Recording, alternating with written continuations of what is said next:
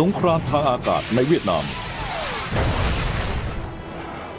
เครื่องบินไอพ่นปราดเปรียวติดจรวดนำวิถีไฮเทคครองน่านฟ้าสำหรับหลายคนปืนคือของโบราณไร้ประโยชน์จากยุคที่ล่วงไปแล้วแต่พวกเขาคิดผิดถนัดสงครามอากาศอันโหดร้ายเหนือเอเชียอาคเนย์พิสูจน์ให้เห็นว่านักบินยังต้องยิงกระสุนใส่เป้าหมายเพื่อเอาชีวิตรอดตอนนี้คุณอยู่ในห้องนักบินขณะที่นักบินอเมริกันเล็งและเหนี่ยวไก่ในปฏิบัติการสถานโลกที่ดุเดือดที่สุดแห่งยุคสมัยใหม่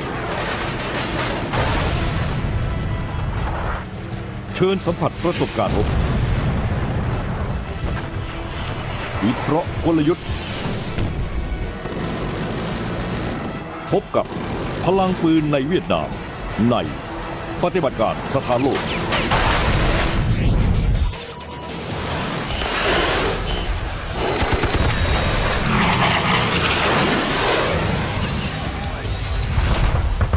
ปฏิบัติการสถานโลกตอนพลังปืนในเวียดนาม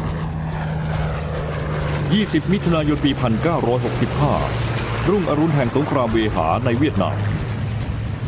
เครื่องบินใบพัด A1 Sky Raider 4 ลำออกจากเรือมิดเวย์ทะยานเข้าสู่น่านฟ้าของข้าศึก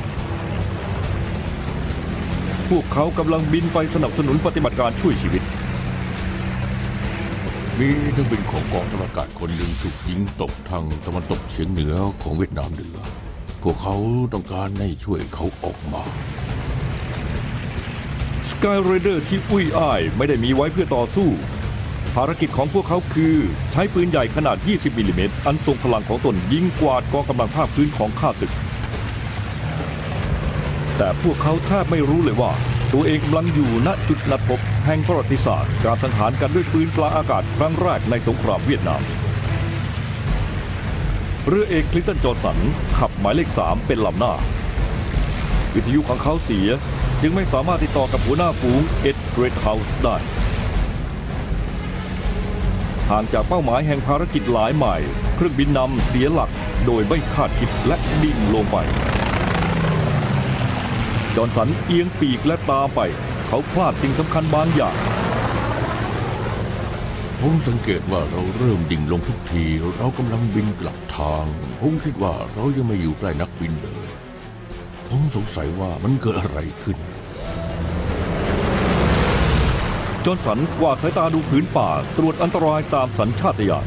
ผมมีหลักยึดเสมอว่าถ้าหัวเครื่องดิ่งลงพื้นต้องเตรียมอาวุธให้พร้อมก็เลยเตรียมอาวุธทุกอย่างทันใดนั้นแสงสีเหลืองก็สว่างวาบขึ้นนอกฝาเครื่องของเขาผมเห็นจรวดลูกหนึ่งผ่านไปผมคิดว่ามันดูเหมือนจรวดแซมแต่มันพุ่งจากบนลงล่างจรวดแซมจะวิ่งจากพื้นขึ้นมาแล้วผมก็เห็นจรวดอีกลูกหนึ่งตกที่พื้นหน้าเอ็ดเกรทเฮาส์ตอนนั้นพวกเราบินค่อนข้างต่ำ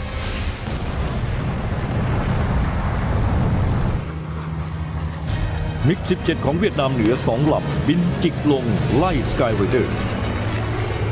ลำหัวหน้าฝูงกำลังอยู่หลังจอห์นสันพอมองกระจกมองหลังผมเห็นมันกำลังยิงใส่ผมมิกกำลังสาดกระสุนปืนใหญ่มรณะขนาด 37 มิลลิเมตรและ 23 มิลลิเมตรเราเห็นทางกระสุนต่างกัน2 ชนิดพุ่งผ่านไปกระสุน 37 มิลลิเมตรกำลังลุกเป็นไฟมีขนาดเท่าลูกเทนนิสคล้ายๆอย่างนั้นส่วนอีกลูกหนึ่งเหมือนลูกกอล์ฟติดไฟคลินต์ จอห์นสันถูกสกัดโดยเครื่องบินไอพ่นของข้าศึกที่เหนือกว่าในการรบเกือบทุกอย่างบางอย่างที่สกายเรเดอร์ของเขาไม่ได้ถูกสร้างมาให้ทำ A1 Sky Raider ของดักลาสถูกพัฒนาขึ้นเป็นเครื่องบินทิ้งระเบิดช่วงปลายสงครามโลกครั้งที่ 2แต่ความสารพัดประโยชน์ที่ทำให้มันยังถูกใช้งานเครื่องยนต์ลูกสูบของ Sky Raider ประหยัดน้ำมันกว่าเครื่องไอพ่นมากมันอยู่เหนือบริเวณเป้าหมายได้ครั้งละเป็นชั่วโมงเหมาะสำหรับปฏิบัติการโจมตีภาคพื้นและช่วยเหลือแต่การบินต่ำและช้าหมายถึงการตกเป็นเป้าของหากกระสุนจากศัตรูภาคพื้นดิน คนในเครื่องบินไอพ่นทำให้เราเป็นทุกข์เราเป็นนักบินในเครื่องใบพัดนั่นทำให้เราต้องดุดันกว่าผมว่าเราระห่ำกว่านิดหน่อยสมบัติชิ้นสุดท้ายของ Sky Raider คือปืนมันติดอาวุธปืนใหญ่อากาศ M3 ขนาด 20 มิลลิเมตร 4 กระบอกแต่ละกระบอกยิงกระสุน 4.5 ออนซ์ได้ 12 นัดทุกวินาทีแค่ 3 วินาทีกระสุนหัวระเบิดที่พุ่งจากปืน 4 กระบอกก็สาดออกไปเกือบ 150 นัดแล้ว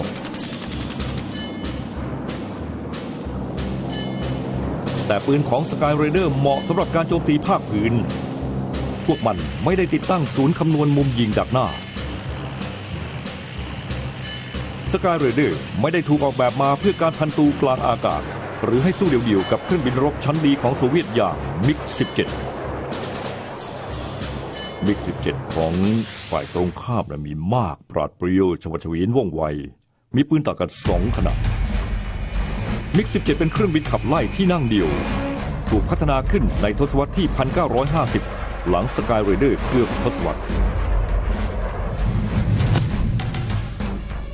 มิกขับเคลื่อนด้วยไอพ่นเหนือกว่ามากในด้านความเร็วและอัตราไต่อันเป็นคุณลักษณะสำคัญระบบอาวุธของมันถูกออกแบบมาเพื่อทำสงครามเวหากระสุน 37 มิลลิเมตรของมันหากถูกยิงเพียงนัดเดียวก็ทำลาย Sky Raider ได้แล้วแต่ Sky Raider มีข้อได้เปรียบเล็กน้อยข้อหนึ่งเครื่องบินใบพัดที่บินช้ากว่าตีวงเลี้ยวได้แคบกว่าเครื่องไอพ่นความเร็วสูงมากเมื่อมีมิก 17 จ่ออยู่ที่หางของจอห์นสันเขาจะต้องหนีให้พ้นข้าศึกเพื่อเอาตัวรอด Sky Raider พยายามหลบหลีกอย่างหนักหัวหน้าฝูงบินหักเลี้ยวไปทางขวาจอห์นสันกับวิงแมนชาร์ลส์ ฮาร์ทแมนหักไปทางซ้ายฝูงบินแยกเป็น2 ทางปีกของจอห์นสันเกือบตั้งดิ่งในการเลี้ยวซ้ายแรงจีสูงความเร็วของเขาตกหวบลงแต่ Sky Raider ถูกสร้างมาเพื่อรับมือกับการบินชวัดเฉวียนเช่นนี้ปีกกว้างหนาของ A1 ให้แรงยกตัวมากกว่าปีกเรียวๆของมิกจอห์นสันยังรักษาระดับสูงอยู่ได้แม้จะบินช้าอย่างยิ่งซึ่งมิกทำไม่ได้ Sky Raider ตีวงเลี้ยวแคบมิกความเร็วสูงเลี้ยวเข้าใกล้ได้เพียงเสี้ยววินาทีก่อนที่จะหลุดไปเชิดเครื่องขึ้นและเข้าประกบอีกครั้งจอห์นสันฝืนแรงหันมองข้ามหัวไหล่ไปนักบินข้าศึกยิงไม่โดน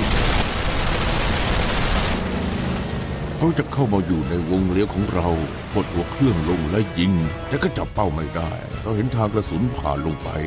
เราใจชื้นขึ้นมานิดหน่อยเขารุกหนักขึ้นและยิงอีกครั้งหลังจากพยายามอยู่หลายครั้งมิกที่ผิดหวังก็ฉีกตัวออกไปวิงแมนชาร์ลส์ ฮาร์ทแมนกดปุ่มยิงไม่ยั้ง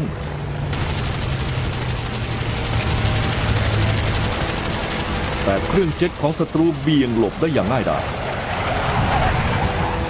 เขาทะยานอยู่ข้างเราและเริ่มไต่ระดับขึ้นไปประมาณ10,000 ฟุตและอยู่บนจอห์นสันกับฮาร์ทแมนรีบกวาดตามองเส้นขอบฟ้าหาพวกเดียวกันผมคิดว่าเราน่าจะกลับไปรวมตัวกับหัวหน้าฝูงจะดีกว่านั่นคือหลักปฏิบัติของเนวีจงอย่าแตกฝูงกระทำได้พวกเขาโฉบยอดไม้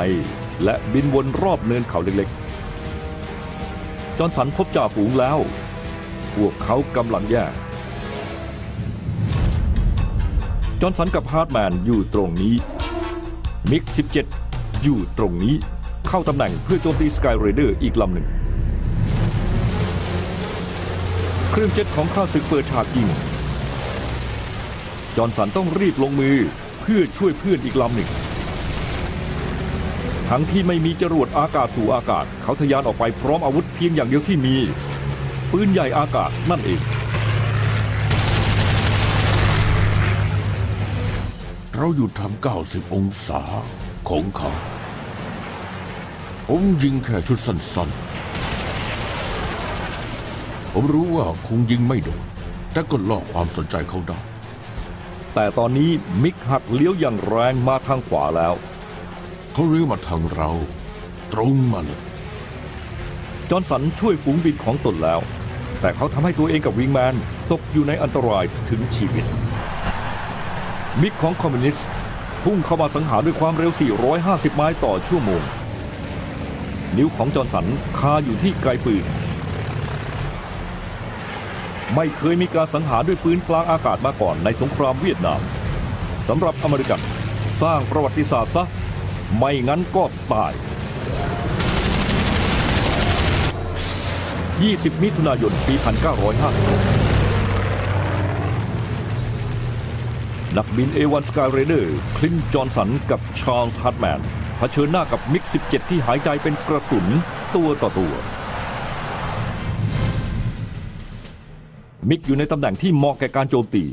การเคลื่อนไหวที่ดีที่สุดคือเชิดหัวขึ้นไปในแนวตั้งจะได้ใช้ความได้เปรียบด้านความเร็วโจมตีอย่างสาหัสแต่น่าแปลกมิกตรงเข้าสู่ความตายต่อไปแยกตัวจากการยิงรุกระหว่างสกายเรเดอร์2 ลำเสี้ยววินาทีแห่งการบินสวนกับจะตัดสินว่าใครจะอยู่ใครจะไปสกายเรเดอร์มีไกปืนที่เจ๋งมากมันใช้ดึงเหมือนมีไกปืนติดอยู่ที่คันบังคับ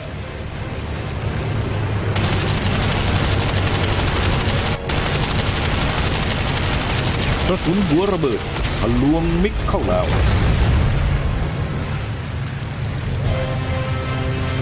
ที่จริงเขาอยู่ระหว่างชาลีกับผม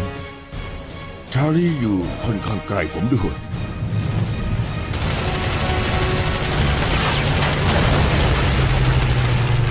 ผมนึกว่าจะชนเขา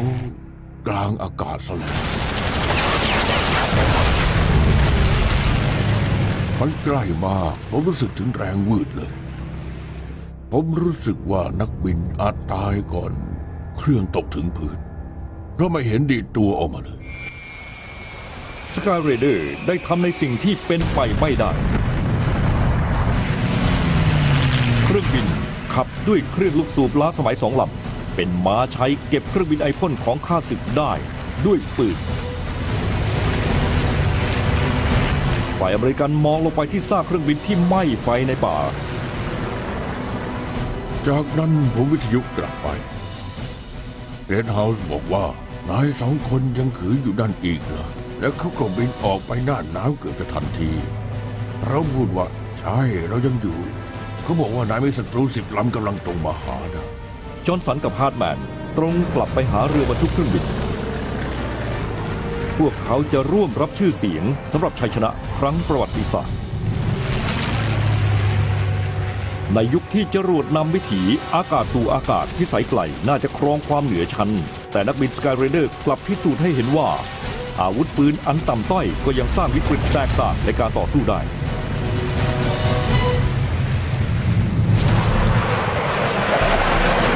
แต่ในปี 1965 สมรภูมิรบไม่ใช่เรื่องน่ากังวลที่สุดอีกต่อไปเพราะเทคโนโลยีด้านอาวุธใหม่ๆถูกคาดหวังให้สงครามเวหาระยะประชิดกลายเป็นอดีตอาวุธของเครื่องบินพัฒนาจากสงครามโลกครั้งที่1ซึ่งเป็นเครื่องบินรบติดปืนเดียวหรือปืนคู่ที่หัวเครื่องบินปีก2 ชั้นไปสู่สงครามโลกครั้งที่2ซึ่งมีการผสมผสานอาวุธติดอยู่ตามหัวกับปีกของเครื่องบินขับไล่หรือทั้ง2 ที่บางประเทศอย่างสหราชอาณาจักรติดปืนกลเล็กๆ8 กระบอกสหรัฐมักใช้ปืนกลที่ใหญ่ขึ้นมาเป็นครึ่งนิ้ว6หรือ8 กระบอกส่วนเยอรมนีกับญี่ปุ่นใช้ปืนกลกับปืนใหญ่อากาศกันทั้งหมดนี้ก็เพื่อให้น้ำหนักกระสุนที่ยิงทำลายเครื่องบินทิ้งระเบิดหรือเครื่องบินขับไล่ข้าศึกได้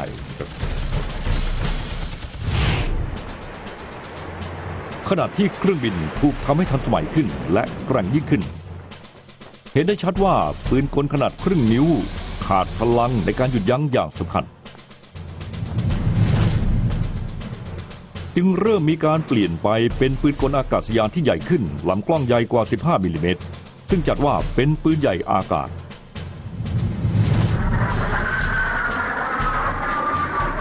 แต่กลางทศวรรษที่50ความต้องการใช้ปืนใหญ่กลายเป็นคำถามเมื่ออาวุธที่ใหม่กว่าเริ่มเข้ามา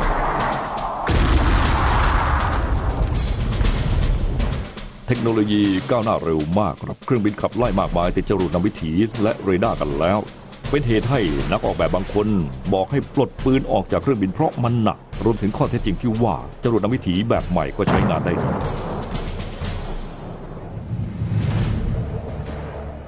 เมื่อเริ่มนำมาใช้ในปี 1960 F4 Phantom ความเร็วเหนือเสียงกลายเป็นเครื่องบินรบแนวหน้าของกองทัพเรือและกองทัพอากาศสหรัฐอย่างรวดเร็ว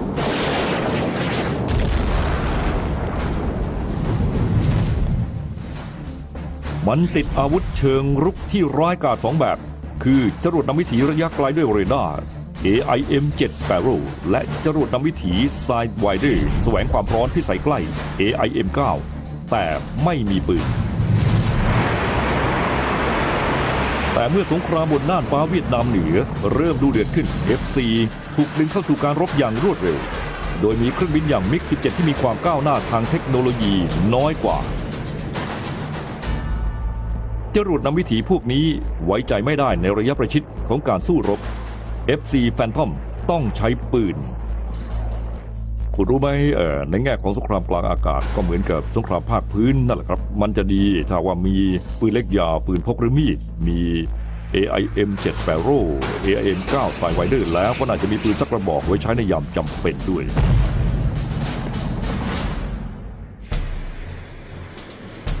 หลังจากถกเถียงกันเป็นเดือนพฤษภาคมปี 1967 ผู้บังคับบัญชาระดับสูงของกองทัพอากาศก็ตัดสินใจเพิ่มปืนให้แฟนทอมแต่ใช้เวลาพอสมควร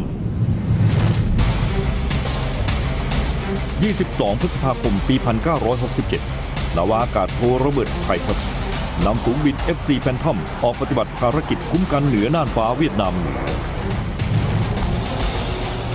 ฝูงบินนี้คือแฟนทอมฝูงแรกที่ติดอาวุธปืนคุ้มกันเครื่องบินขับไล่ทิ้งระเบิด F105 16 ลำไปยังเป้าหมายกลางเสบียงใกล้กรุงฮานอยคือน่านฟ้าที่คับคั่งไปด้วย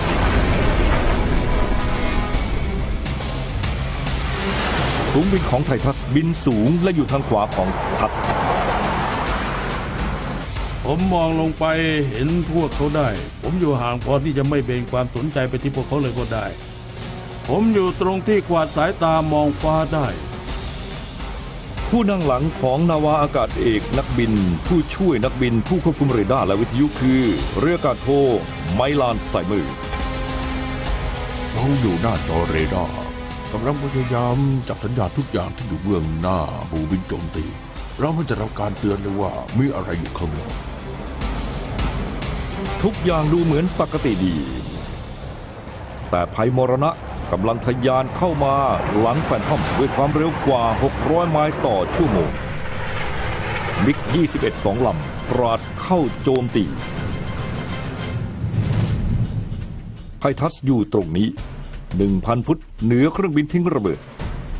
มิก21 2 ลำอยู่ตรงนี้หลังไททัสมิกพุ่งเข้าใส่และเริ่มโจมตียิงจรวดนำวิถีแสวงความร้อนอะตอลของตนจากนั้นก็เบี่ยงออกไปเพื่อหลีกเลี่ยงการปะทะ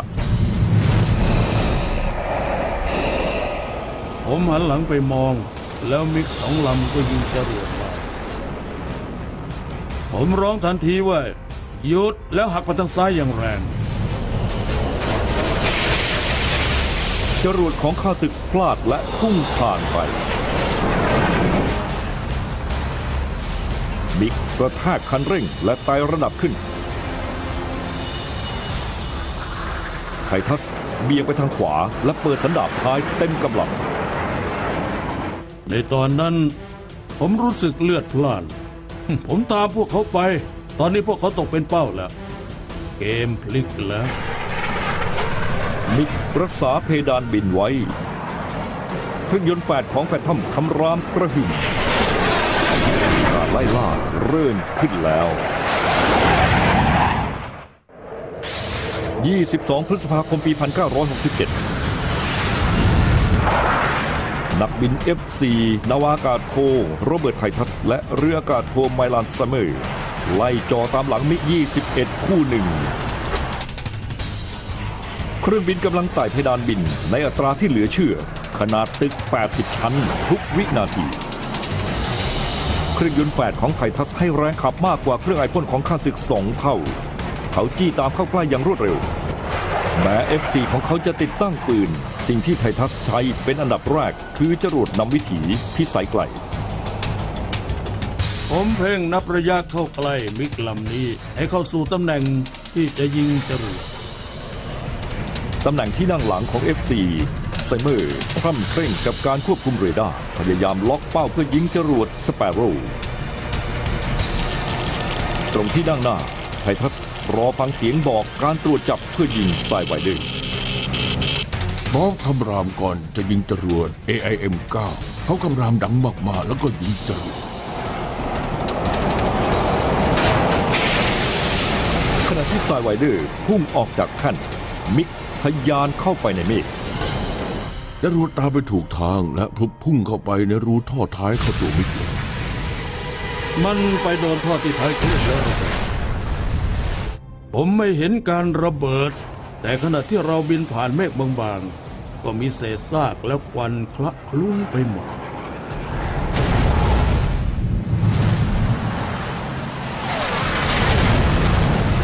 มิกร่วงไปหนึ่ง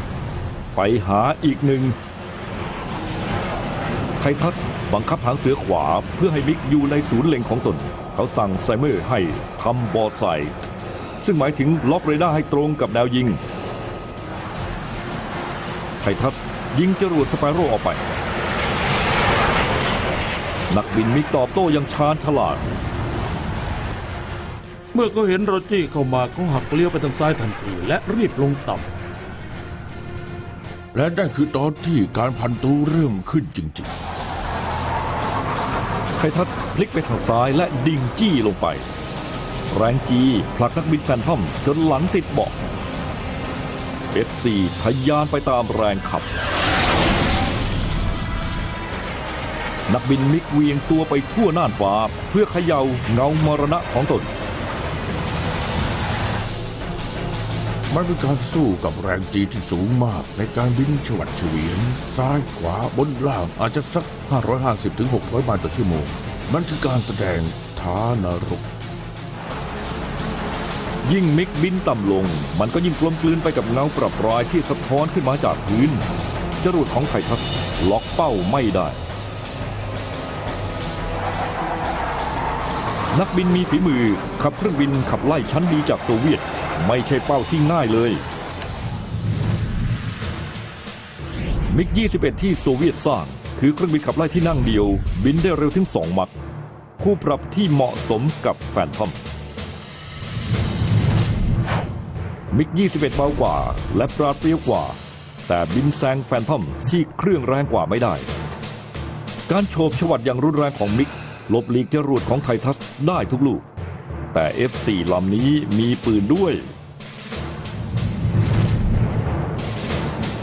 สิ่งที่พบในสงครามเวียดนามช่วงแรกๆคือการมี AIM-7 AIM-9 และปืนใหญ่อากาศเป็นเรื่องดีเพราะมันครบองค์ประกอบแห่งศักยภาพการทำสงครามอากาศเมื่อค้นพบว่าปืนคือสิ่งจำเป็นกิจกรรมหลายด้านก็เกิดขึ้นหนึ่งในนั้นคือการออกแบบ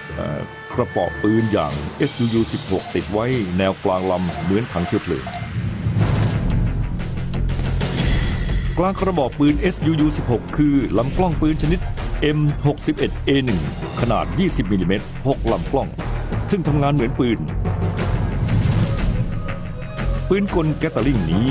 ได้แรงจากกังหันที่ยื่นโผล่ออกมาขวางทางกระแสอากาศของแฟนทอมเมื่อกังหันหมุนกระแสไฟฟ้าก็ถูกสร้างขึ้นพอที่จะหมุนลำกล้องปืนใหญ่นี้ยิงได้ในอัตราที่น่าอัศจรรย์กว่า 6,000 นัดต่อนาทีแต่กระบอกปืนมีอุปสรรคใหญ่หลายประการปัญหาคือถังน้ำมันแนวกลางลำต้องถอดออกเพื่อเว้นที่ไว้ให้กระบอกปืนเครื่องบินจึงออกบินโดยมีน้ำมันน้อยลง600 แกลลอนนอกจากนี้กระบอกปืนยังทำให้เล็งยิงได้ไม่เต็มที่เวลายิงจึงเหมือนกับการยิงกราดให้มีโอกาสถูกเป้าแทนที่จะยิงอย่างแม่นยำโดยไม่คำนึงถึงข้อจำกัดของมันตอนนี้นักบินแฟนทอมมีอาวุธให้พึ่งพาในยามที่จรวดยิงพลาด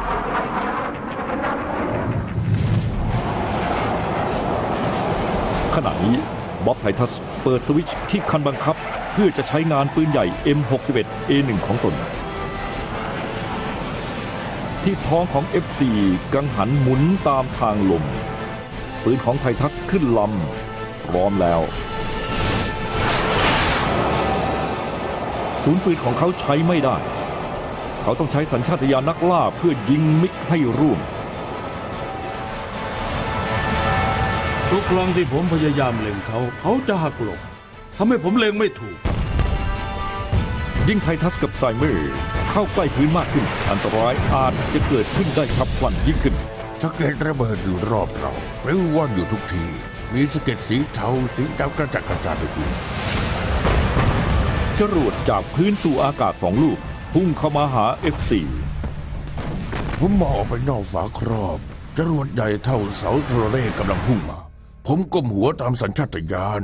เพราะจรวดใกล้ผมขนาดนี้ผมคิดว่าไททัสคงไม่เห็น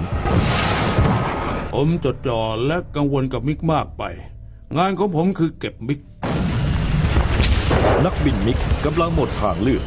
ไททัสกำลังใกล้เข้ามามิกเอียงปีกและเริ่มพลิกตัวออกไปด้วยแรงจีสุดบ๊อบไททัสดึงคันบังคับกลับสุดแรงพยายามจ่อหัวเครื่องไปที่มิกเขากำลังชดใช้ให้กับแรงหักเหที่เพิ่มขึ้นของปืนที่อยู่ภายนอกผมไม่รู้ว่าสายกระสุนใส่เขาไปเท่าไหร่ผมส่องปากกระบอกปืนไปที่ตำแหน่ง 12 นาฬิกาของเขาแล้วก็เหนี่ยวไกจากนั้นก็โฉบไปดูกระสุนฉีกไปตามความยาวของมิก 21ปืน M61 แกตลิงยิงได้ 6,000 นัดต่อนาทีเหนี่ยวไกแล้วมันก็กระสุน 20 มิลลิเมตรประมาณ 50 นัดกระสุนหัวระเบิดฉีกเกราะให้ลุกเป็นไฟได้ไททัสเชิดเครื่องขึ้นเพื่อไม่ให้ยิงเลยเกินไปผมพุ่งสูงขึ้นไปทางขวาแรงจีกลับมากดผมอีกแล้ววนกลับมาหาเขาใหม่สายกระสุนไปที่เขาพยายามจะยิงซ้ำแล้วปืนก็ขัดลำแต่ฝ่ายอเมริกันสร้างความเสียหายพอสมควรแล้วมองหาแล้วมิกก็ลอยอย่างนี้ผมบอกว่าเห็นแล้วเขากำลังมาบอกว่าดูนั่นสิเขาไปแล้วเห็นเงารวมกับเครื่องบินแล้วเทียบกันเขาขับออกมาไม่ได้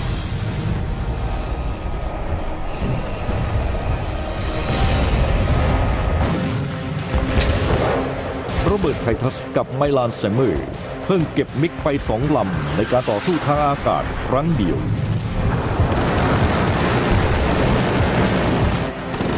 ชัยชนะครั้งที่2ที่สังหารด้วยปืนทำให้ข้อถกเถียงว่า F4 ควรติดปืนหรือไม่นอกจากจรวดนำวิถีอากาศสู่อากาศเป็นอันยุติ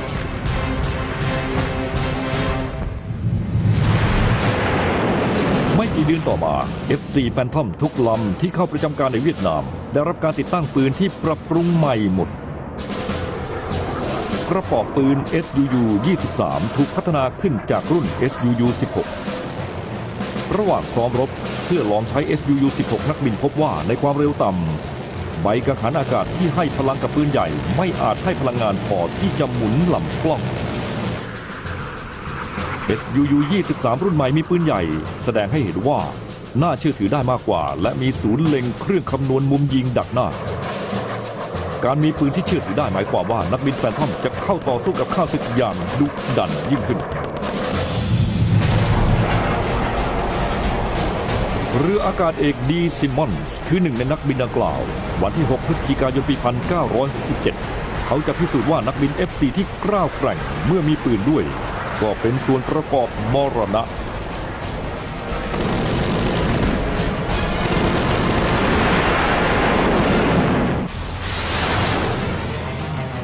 6 พฤศจิกายน ปี 1967 เรืออากาศเอกดาเรลดีซิมมอนส์พร้อมกับเรืออากาศเอกจอร์จแมคคินีผู้นั่งหลังนำเที่ยวบินสปาย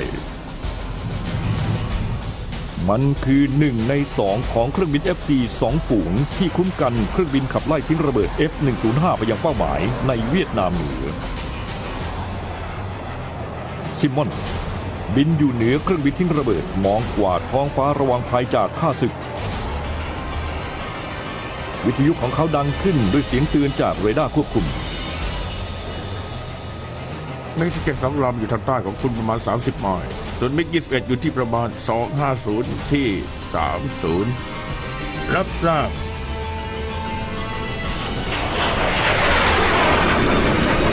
มิก21 คือภัยคุกคามที่ร้ายแรงกว่า นักบินสั่งให้ปลดถังเชื้อเพลิงภายนอกจากนั้นก็ฉีกตัวจากหมู่ของตนไปทางขวาเพื่อจี้เข้าไปไล่ณที่นั่งหลังของแฟนทอมแมคกินี่พยายามล็อกเป้า เหลือเสื้อน่าจะจับทางเขาได้ไหม ฉันกำลังพยายาม วันนั้นน่ะมีเมฆมากโดยเฉพาะท้องฟ้าส่วนที่เราเลี้ยวเข้าไป แล้วเราก็เห็นพวกเขามุ่งเข้ามา สัญญาณวาบขึ้นมาเป็นจุดเดียวบนจอเรดาร์แล้วหายไป พวกเขาปรากฏบนล่างผมไม่รู้ แต่เราไม่เห็นพวกเขาจริงซิมมอนส์กังวลว่ามิกจะผ่านเขาไปแล้ว หากเป็นเช่นนั้นหมู่เครื่องบินทิ้งระเบิด F-105 ก็กำลังอยู่ในอันตรายร้ายแรงเขารีบกลับลำและเร่งเครื่องกลับไปยังเครื่องบินทิ้งระเบิดบทบาทหลักของนักบินขับไล่อเมริกันคือทั้งรุกทั้งรับไม่ใช่ว่าจะเอาแต่ยิงมิกก็เหมือนกับคนเลี้ยงแกะคือคุ้มครองหน่วยบินโจมตีและกันมิกไม่ให้เข้ามายุ่มย่ามได้ F4 ไม่พบมิก21เลยแต่การเบี่ยงออกไปของพวกเขาเปิดทางให้มิก17ลอบเข้ามาพวกวิทยุบอกดีว่า 11 นาฬิกาข้างล่างเขามองไปแล้วพูดว่านั่นมันทับเขาบอกว่าดีลำสุดท้ายไม่ใช่นะเขายิงแล้วเขาพูดว่าอ๋องั้นลุยเลยซิมมอนส์อยู่ตรงนี้ที่ 5,000 ฟุตมิก17ม้าเดียวอยู่ตรงนี้ใต้ซิมมอนส์ 2,000 ฟุตโจมตีทักส์ซิมมอนส์มีแค่ไม่กี่วินาทีในการไล่มิกไม่งั้นต้องเสียเครื่องบินทิ้งระเบิดไปเขาจะบินสู้แรงจีสูงโดยดำดิ่งไปเข้าตำแหน่งหลังมิกนักบินเหนี่ยวคันบังคับจนสุดจุดเครื่องเร่งลิ้นสันดาปท้ายเต็มที่แล้วหักหางเสือทรายแฟนทอมของเขาดิ่งลงและตีวงเลี้ยวแคบ135 องศาเขารีบเร่งเครื่องให้ผ่านความเร็วเสียงเราตั้งใจว่าถ้ายิงไม่ได้ก็ชนไปเลยแหละครับตอนนั้นนะ นั่นคือความคิดของผมในตอนนั้นนะครับแต่ความรู้สึกก้าวร้าวก็ผุดขึ้นมาผมอยากโจมตีทุกอย่างที่ขวางหน้าภารกิจอันดับแรกในชีวิตเขาคือไล่มิกลำนั้นออกจากท้ายเครื่อง F-105 ซิมมอนส์ลดระดับลงประมาณ1 ไมล์ครึ่งเบื้องหลังมิกณระยะนี้ตัวเลือกที่ดีที่สุดของซิมมอนส์น่าจะเป็นจรวดนำวิถีแสวงความร้อนไซไวเดอร์แต่เมื่อมีทัชอยู่หน้ามิกมันเสี่ยงเกินกว่าจะกดยิงจรวดของเขาไม่อาจแยกความแตกต่างระหว่างแหล่งความร้อนของมิกและข้าศึกได้ผมก็เลยตัดสินใจว่าจะใช้ปืน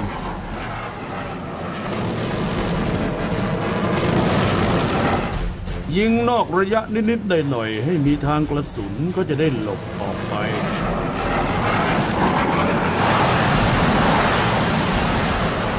มิกพบทางกระสุนและฉีกตัวไปทางซ้าย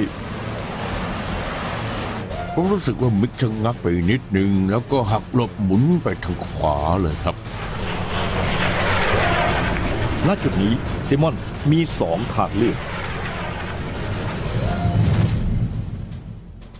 นักบินอ่อนประสบการณ์อาจพยายามประกบการเลี้ยวของมิกในตำแหน่งเดียวกันซึ่งเป็นไปไม่ได้กับ F4 เพราะวงเลี้ยวจะกว้างจนเลยมิกไปมิกจะหันกลับมาหาเราและยิงเรานักบินรบที่มีทักษะสูงจะตระหนักถึงเรื่องนี้และยิ่งมีโอกาสกลับเป็นฝ่ายรุกซึ่งดีเป็นอย่างนั้นเราเลี้ยวประกบเขาไม่ได้ก็ต้องไปใช้แผนอื่นซิมมอนส์เข้าประจันบานในแนวดิ่งสู้กันแบบลูกดิ่งความเร็วสูง ในการขึ้นลงซิมมอนส์ไต่ระดับชันขึ้นไปกลับลำจากนั้นก็ดิ่งเข้ามาหามิกตัดเข้าไปในวงเลี้ยวของข้าศึกมันคือการแปรกระบวนที่อาศัยข้อได้เปรียบจากขุมพลังของแฟนทอม ผมแค่ดึงเครื่องขึ้นแล้วก็ไปทางดิ่ง เมื่อไต่ระดับขึ้นไปประมาณ 12,000 ฟุตความเร็วอากาศลดลงเหลือราวๆ220 น็อตซึ่งค่อนข้างต่ำสำหรับ F4 ตอนนั้นเองเขาเหยียบแป้นหางเสือเพื่อหักหัวเครื่องกลับลงไปปลายแรงจีออกจากเครื่องบินเพื่อให้ความเร็วกลับมาสูงกว่าความเร็วเสียงจากนั้นก็ทะยานไปหามิก นักบินเวียดนามเหนือมองไม่เห็นซิมมอนส์ ผมว่าเขาไม่เห็นเราได้ซ้ำเพราะตอนที่ผมบินแนวตั้งผมแน่ใจว่าเขามองไปรอบๆแต่เราอยู่บนหัวเขา นักบินมิกคงนึกไม่ถึงว่ายมทูตแห่งความตายจะโฉบลงมาจากเบื้องบน พอเราเริ่มใกล้จนได้ระยะกับมิกแล้วเขาถึงรู้ว่าเราอยู่ตรงนั้นและโฉบขึ้นเลี้ยวซ้ายตอนนั้นเองดีจออยู่หน้าเขาแล้วสิ่งที่ต้องทำก็คือลั่นกระสุน ขณะที่มิกเลี้ยวเขาพลิกตัวอยู่ในตำแหน่งที่เปิดให้เห็นเครื่องทั้งลำเป้าที่สมบูรณ์แบบซิมมอนส์ลั่นไกกระสุนลั่น3 วินาที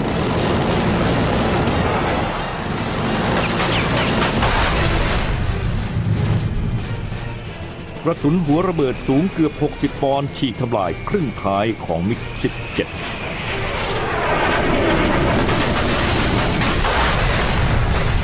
และผมก็มองลงไปและเห็นชิ้นส่วนกระจายออกมาจากเครื่องบินลำนั้นควันก็พุ่งกระจาย พอเขาหลุดเป็นชิ้นๆผมก็ขับไปขนาบข้างเขามองผมและดิ่งหัวเครื่องลง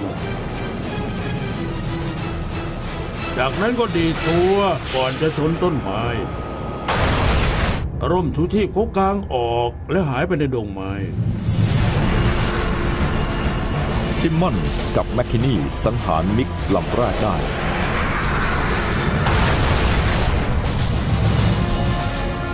ที่สำคัญกว่านั้นคือฝูงบินโจมตี F-105 บรรลุเป้าหมายของตนและกลับฐานอย่างปลอดภัยภารกิจประสบความสำเร็จอย่างสมบูรณ์ซิมมอนส์กับแมคคินนีกลับไปรวมตัวกับฝูงบินแซฟไฟร์ที่เหลือและมุ่งหน้ากลับอ่าวตังเกีย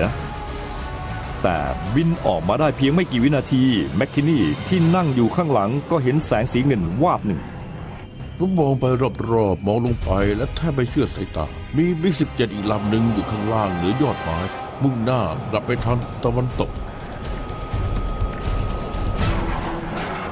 ไม่มีลูกเรือแฟนทอมลำใดเคยเก็บข้าศึกด้วยปืนได้ถึง2 ลำในการเข้าปะทะครั้งเดียวซิมมอนส์กับแมคคินนีกำลังจะสร้างประวัติศาสตร์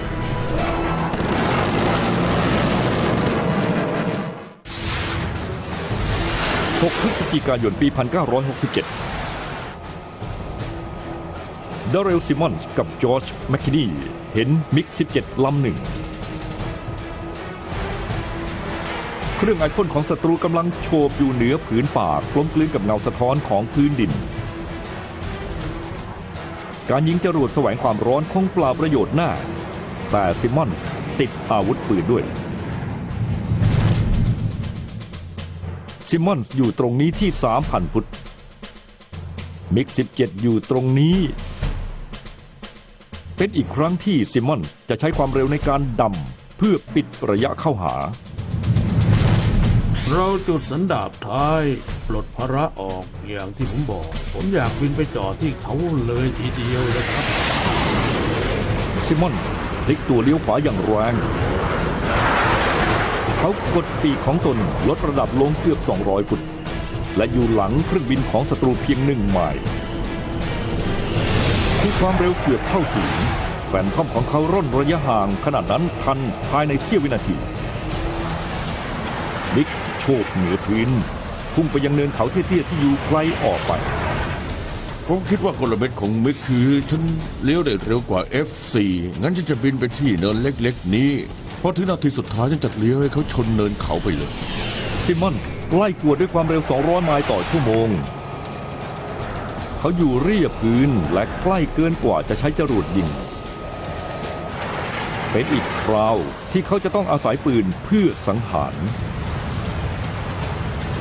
เขากำลังเข้าใกล้ลำนี้ด้วยความเร็วชนิดที่เรียกว่าเร็วจนร้อนผมมองไปรอบที่ด้านหน้าเห็นดาวสีแดงบนทุกปีกของมิกเราใกล้เขาขนาดนั้นแล้วก็ถึงเวลายิง ผมพร้อมแล้วรีบเข้าไปให้เร็วและยิง เทปบันทึกเสียงในห้องนักบินของซิมมอนส์บันทึกความตื่นเต้นนั้นได้ โอเคดีจะพร้อมมือแล้วเขาเสร็จแล้วเพื่อนเขาโดดลงไปแล้วออกไปแล้ว เสร็จแล้วหมดแล้วเสร็จแล้วหมดแล้วเสร็จแล้วหมด เขาล แล้ว งไปแล้วลงเป็นลูกไฟเลย เสร็จหมดแล้ว เขาเสร็จแล้วเราทำได้ลงไปแล้วเป็นลูกไฟเลยเขาเสร็จแล้วเราทำได้ โอเคสักไฟเสร็จจากที่นี่เสร็จเราเป็นสองแล้ว ผมเชื่อว่ากระสุนหัวระเบิดนัดแรกโดนถังน้ำมันของมิกเพราะตอนนั้นเขากลายเป็นลูกไฟสีส้มๆดำๆลูกใหญ่บนฟ้ามันเร็วมาก แฟนทอมอยู่ใกล้การระเบิดมากจนซิมมอนส์ไม่มีทางเลือกนอกจากบินฝ่าลูกไฟไป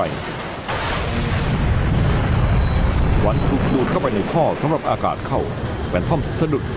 เครื่องยนต์กำลังสำลักเพื่อหาอากาศ พวกเราดีใจมากๆอยู่ประมาณ3 วินาทีจนกระทั่งบินผ่านลูกไฟนั่นมาเพราะขาดออกซิเจนและการไหลเวียนของอากาศก็ถูกรบกวนทำให้ใบพัดเครื่องอัดอากาศในเครื่องไอพ่นวูบไปจนมีเสียงบุ้ม ตอนนั้นเราคิดว่าคงต้องตีตั๋วเที่ยวเดียวไปฮานอยฮิลตันเสียแล้ว เพราะเราอยู่ลึกเข้ามาถึงนี่ไม่ไกลจากฮานอยเลย ความกลัวของพวกเขาอยู่ได้ไม่นานใบพัดเครื่องอัดอากาศของแฟนทอมกลับมาทำงานและเครื่องยนต์แฟร์ J79 ก็กลับมาทำงานเต็มกำลังซิมมอนส์ตัดสินใจว่าได้เวลาออกจากดอชแล้วเรืออากาศเอกซิมมอนส์กับแมคคินนีกลับไปยังฐานทัพจังหวัดอุบลประเทศไทยได้อย่างปลอดภัยตลอดสงครามเป็นครั้งเดียวที่ลูกเรือแฟนทอมทำแต้มสังหารด้วยปืนได้ถึง2 ลำในคราวเดียว เป็นไงบ้างดี เป็นสอง เจ๋งเลย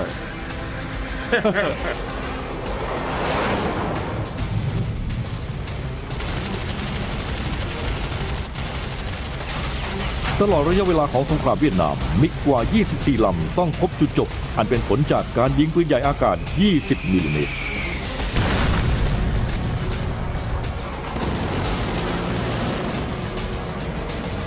ในหลายๆ ตัวอย่างเหล่านั้นหากนักบินอเมริกันไม่มีปืนไว้ใช้แบบนี้มิกอาจรอดตายไปรบวันอื่น มันพิสูจน์ชัดว่าตลอดการทำสงครามอาวุธทางอากาศที่ทรงประสิทธิภาพที่สุดคือปืนที่เราใช้เล็งไปยังข้าศึกและถ้าเราเล็งถูกยิงกระสุนเข้าเป้ามันร้ายแรงสุดๆ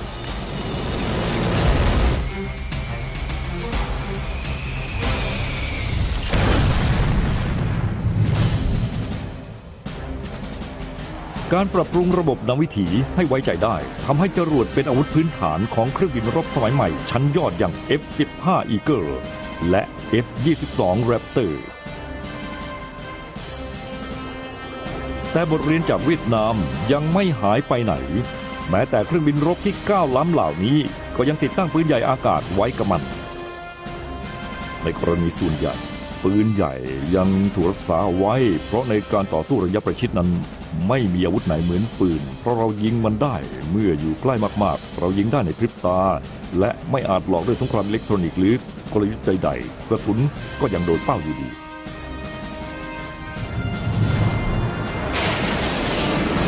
เทคโนโลยีไม่ว่าจะก้าวล้ำเพียงใดมันก็อาจพลาดพลั้งได้เมื่อมันพลาดแต้มต่อจะตกเป็นของผู้ที่อยู่ใกล้และมีปืน